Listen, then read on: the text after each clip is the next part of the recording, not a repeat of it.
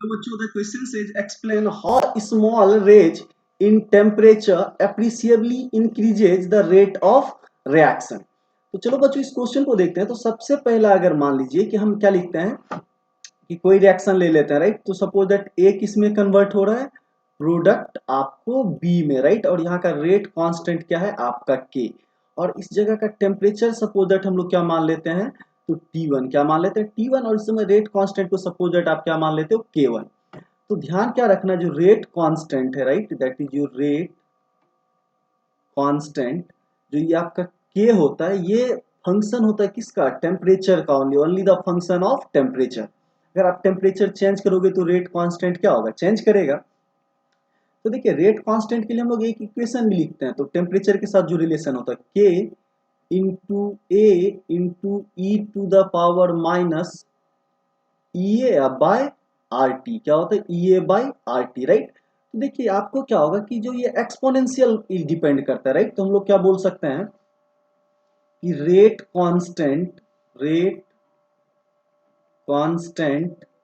के is exponentially, right. क्या बोल सकते हैं, एक्सपोनेंशियल फंक्शन।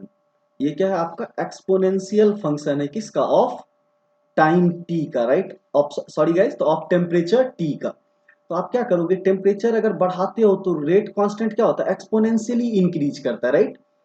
तो आप क्या बोल सकते हैं, exponential function of temperature, right. तो आपको सिंपली पता है कि अगर कोई एक्सपोनेंशियल फंक्शन है तो उसमें स्लाइट इंक्रीमेंट क्या करता है, लार्ज इंक्रीमेंट किस में लाता है, के में, राइट।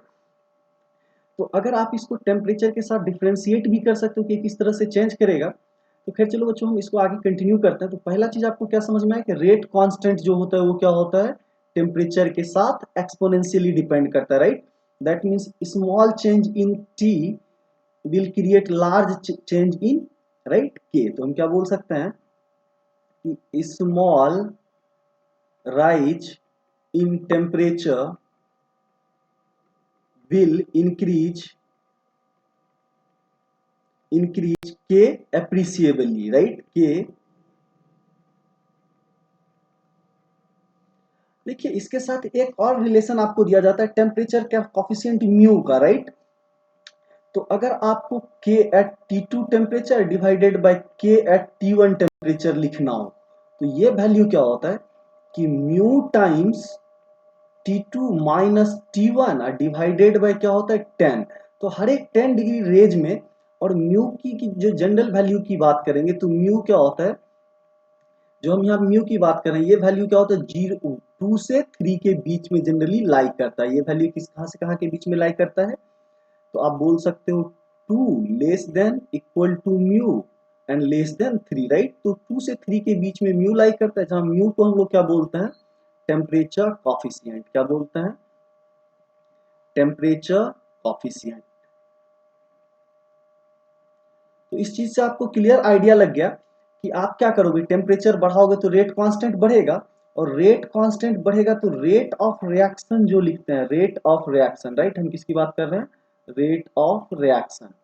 तो रेट ऑफ रिएक्शन क्या होता है, directly proportional to rate constant क्या होता है, के एट टेम्परेचर टी या into concentration of reactant. Suppose that यहाँ पे ए है और फर्स्ट ऑर्डर है तो क्या होगा, 1 होगा। तो मान लीजिए कोई भी ऑर्डर हो तो यहाँ पे आप एक्स लिख सकते हो। अगर के टी बढ़ेगा तो रेट ऑफ रिएक्शन क्या करेगा, इंक्रीज करेगा, पहला चीज, राइट। तो आपने क्या देखा, टेम्परेचर बढ़ा रहे हो तो जिसकी वजह से के क्या कर रहा है, सफिशिएंटली बढ़ रहा है, और अगर के इंक्रीज करेगा तो रेट ऑफ रिएक्शन भी क्या करेगा, इंक्रीज करेगा। So I hope you all guys understand it well. Thank you, stay tuned.